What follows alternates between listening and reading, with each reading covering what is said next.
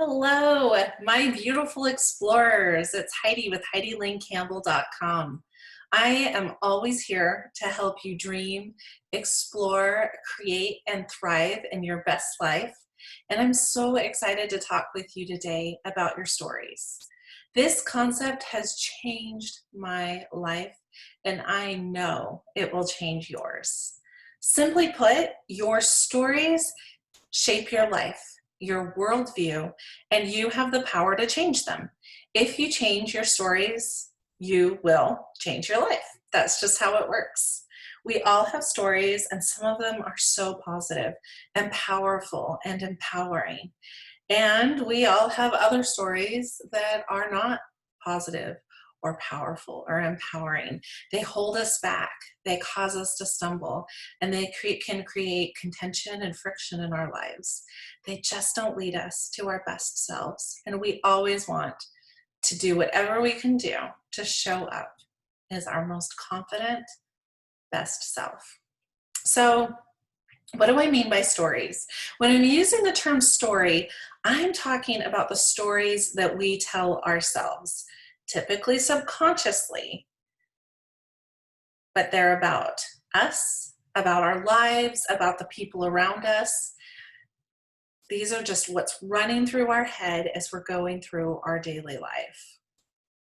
So I want to give you an example. Okay, so imagine you're walking into work. Pretend you have work, right? You're walking into work and you see the receptionist, Judy, who is usually so friendly, so welcoming, big smile on her face, ready to hug everyone.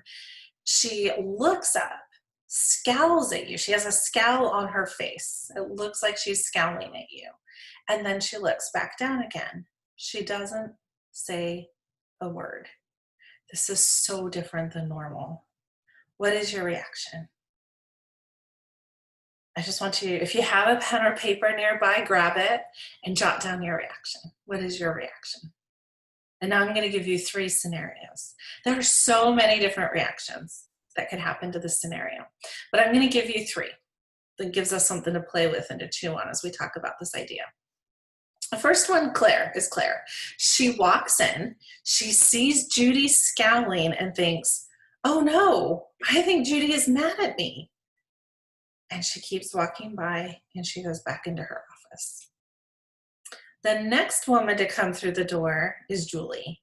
And Julie sees Judy scowling and thinks, poor Judy, that's not like her. She must be having a bad day. And then the third woman is Susanna. And she sees Judy scowling and thinks, what a jerk. I can't handle this workplace anymore. Everyone is always mad at someone. I need to find a new job, and fast. All 3 women experienced an identical event.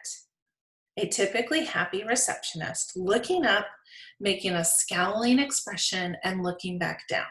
But each interpreted that event in a very different way. Why? And I'm curious to see how you guys interpreted it. So if you want to leave that in the comments after the video, go ahead. I'd love to see that. Okay, but why? Why were there so many different interpretations? Our subconscious mind receives millions of bits of information every second. But our conscious mind can only process the tiniest fraction of that information. In order to preserve the sanity and the energy of our conscious mind, our subconscious takes all the millions of information that we're receiving and it filters them for us. It's doing us a favor. And the way that it filters it, it's going to delete things that it doesn't think are necessary. It's going to distort the information that's received and generalize. And the way that it makes those decisions, it's based on our mood, our memories, our beliefs, our values, our identity, and more. So many different factors all come into the way that our brain is processing, filtering, distorting, and generalizing the information that comes to us. And it leads us to very different responses. So these filters are shortcuts, and they can be phenomenal. We need them. There's no way we can process all of that information all the time, but they can also backfire. So let's take a look at some possible outcomes from the situation above. Claire thinks Judy's mad at her. She may become defensive and begin to be frustrated with Judy until she's mad back at Judy.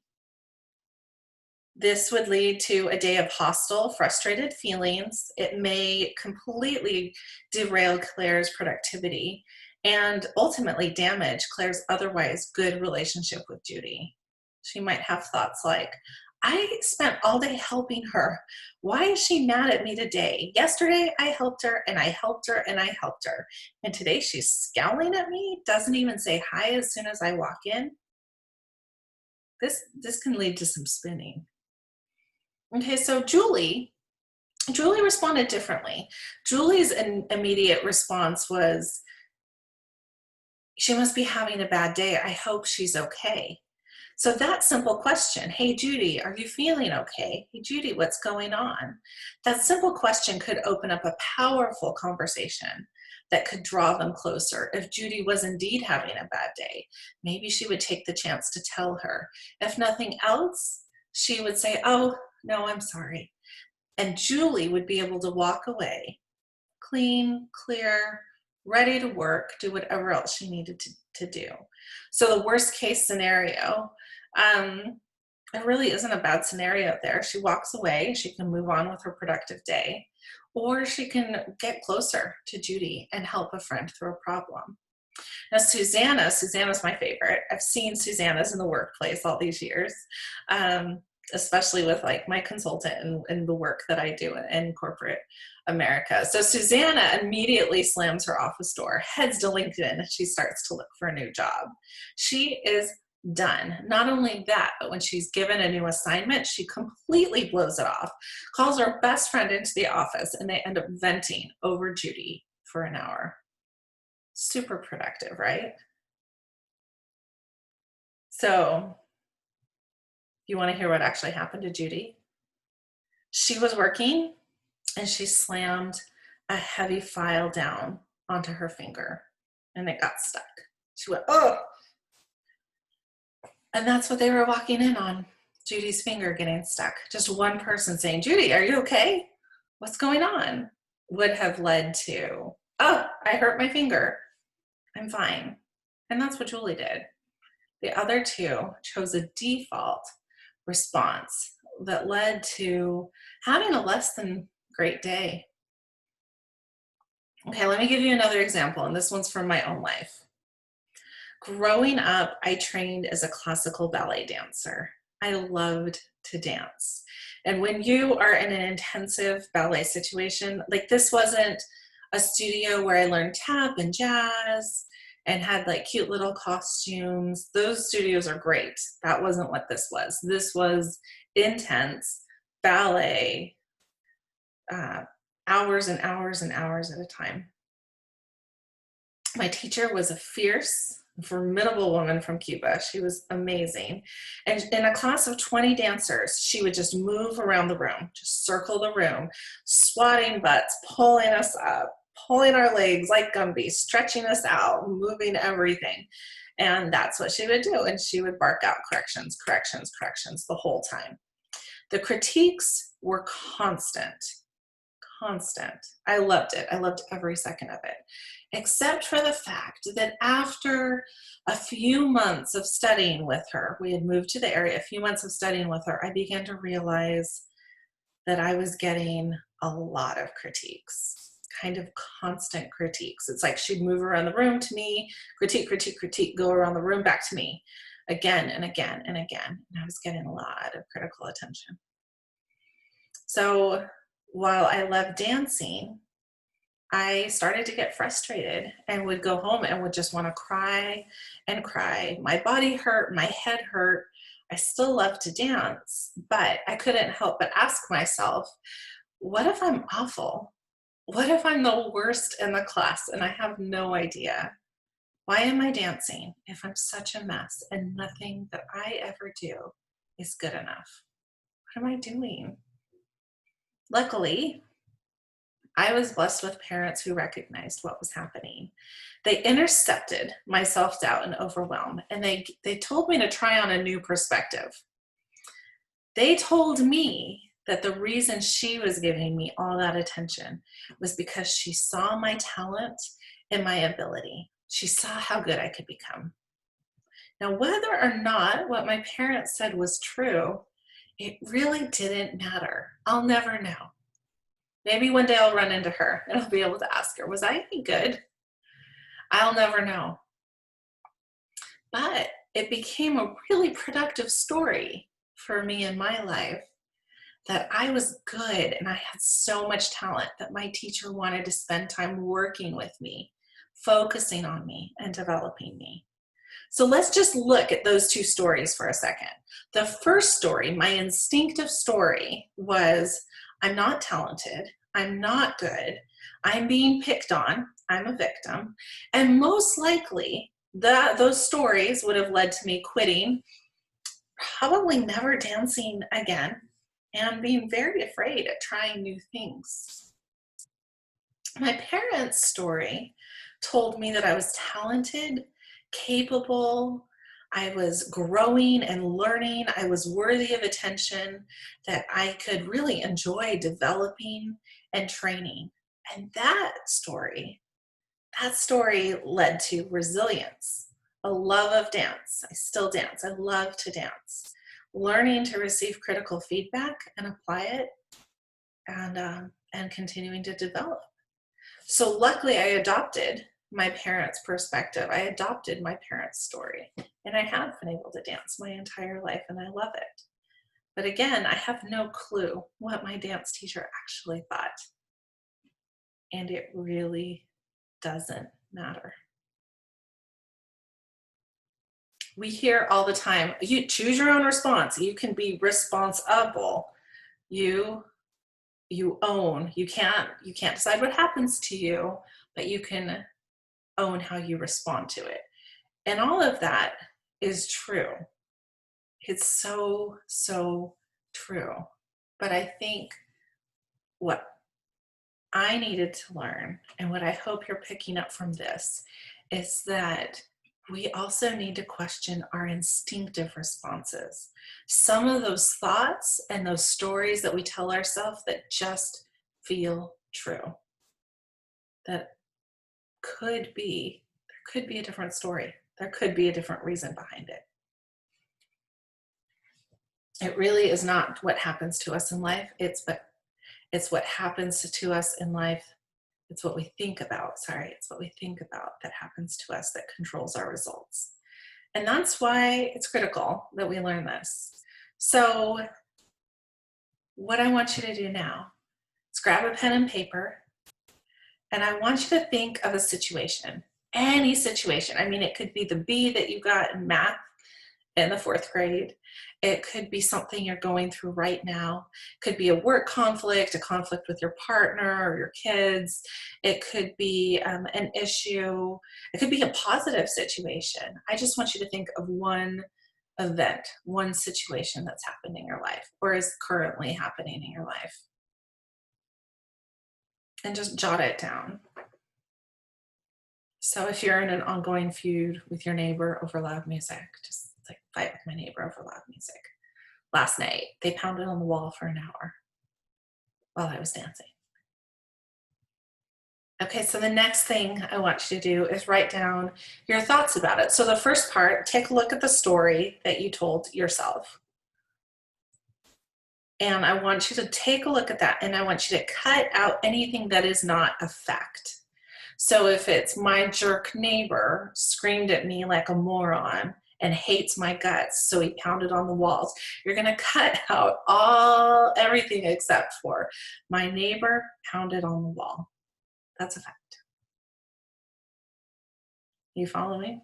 So we're gonna take that event, we're gonna take that story, we're just gonna filter it down to the facts, only the facts. If you're talking about the fact that you recently downsized because you had to, your house was foreclosed on, you're just gonna say, the bank took the house, now I live in an apartment. You're going to cut all of the emotion out of it. Next, I want you to write down your feelings. So that's where you can say, I hate my neighbor. He's such a jerk. I can't believe he pounded on the wall. He hates me. I hate him. What are the thoughts? What thoughts are you having? Maybe you're saying, and those were a lot of feelings actually, but I want you to think about the thoughts. Like, my neighbor is so mean and he hates me because he was pounding on the wall and wanted me to shut off the music. That's your thought. And then you're going to go back to next, you're going to go to your feelings. So you've got your facts, your thoughts about the facts, and then your feelings. And this is where you dump it all out. I hate him. I'm so frustrated. Doesn't he know I just want to dance? Whatever your feelings are about the situation, that's what's going to go next. And then once you get your feelings out, again, positive or negative, this works both ways. I want you to take a look at your response. So we'll go back to the neighbor. I don't know where this came from. We'll go back to the neighbor who's pounding on the wall that you're pretty sure hates you, and you hate him back. And what's wrong with him? And so how did you respond to that? Well, first off, you turned your music up even louder to make him mad and piss him off, right? Then you have been stewing. Everyone that you come in contact with, you called your mom, your best friends, everyone that you talk to. Do you want to hear about my neighbor? He's the worst. And you're talking about it. And your life is kind of filling up with this dramatic anger and hostility. It's kind of overshadowing everything else you have going on because you're so fueled by this rivalry and what's happening on the other side of the wall. Your story could be so different. It could be positive. I'm just giving you a negative, crazy example that I just thought of. But I want you to take a look at that. And now I want you to think, what are other ways that you can interpret the facts? Again, they can be complete stories. They don't necessarily have to be true. They don't have to be based on what you know. So your neighbor is pounding on the wall. What if your neighbor has a newborn baby in there?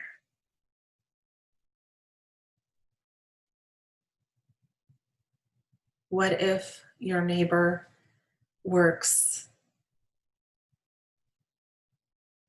like sleeps during that time because they have to work at odd hours? Really, really, really, really has to be asleep so they can get up at like 3 or 4 in the morning. What if your neighbor doesn't in fact hate you? What if your neighbor thinks you're hot and is trying to get your attention by pounding on the door? What are some alternative interpretation of the facts? And if that was the case, so let's say that your neighbor has a brand new baby you don't know about.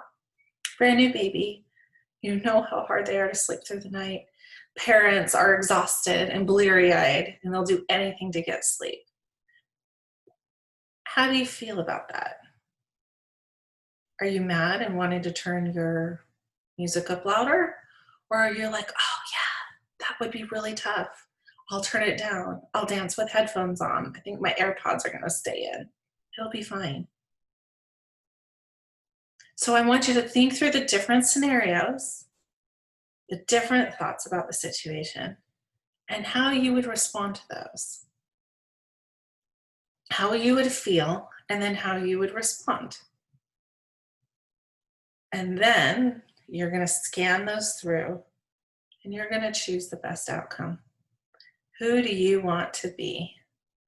Even if it is a legitimately hard situation, you are a professional dancer and you have to dance, and your neighbor is pounding on the wall.